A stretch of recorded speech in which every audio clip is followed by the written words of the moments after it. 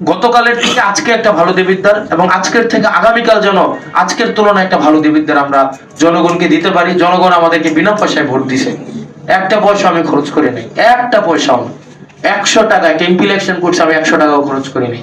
তো সুতরাং আমার দায়বদ্ধতা হচ্ছে দেবিদ্বারের মানুষের কাছে, যে ভোট দিছে তার কাছে, যে ভোট দেয় নাই তার কাছেও। এবং আমি আমার সর্বোচ্চটা দিয়ে, আমি শতভাগ দিয়ে, আমি সব নাগরিকের জন্য একটা নাগরিক বান্ধব দেবিদ্বার গড়ে তোলার জন্য আমি চেষ্টা করব।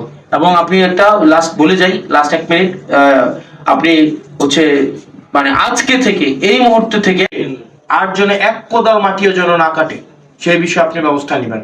টোটাল 5টা পয়েন্টে মাটি কাটা হয়, এই 5টা পয়েন্টের একটা পয়েন্টে যেন আজকে থেকে, গতকাল সাহস করে নাই, আজকে থেকে যেন 1 কোদাল মাটিও যেন না কাটে এবং না কাটা হয়। কারণ কোনো 1 কোদাল যদি মাটি কাটা হয়, এটার কিন্তু আপনাদের আইনগত দায়িত্ব আপনাদেরকে নিতে হবে। কারণ তাইলে আপনারা কোনো না কোনো জায়গায় প্রশ্রয় দিচ্ছেন বলেই ওনারা মাটি কাটার সুযোগ পাচ্ছে, অথবা আমরা বলবো এটা আপনার সমঝোতার ভিত্তিতে হচ্ছে। কারণ ইতিমধ্যেই যেহেতু একটা অভিযোগ আসছে যে এখানে থানা পুলিশ জড়িত, থানা পুলিশকে ম্যানেজ করে হচ্ছে এখানে মাটিটা কাটা হয়, এবং মাটি কাটার আগেই তাদেরকে হচ্ছে আগে থেকে সচেতন করা হয় যে আমরা এই সময় থেকে এই সময় মাটি কাটবো। দেখা যায় এসিলেন মহোদয় আপনার ওই পুলিশকে যাইতে যাইতেই আপনার দেখা যায় পুলিশ আবার হচ্ছে জনশ্রুতি আছে যে পুলিশ আবার হচ্ছে ওই মাটি যারা কাটে তাদেরকে আবার একটু সচেতন করে দেয়।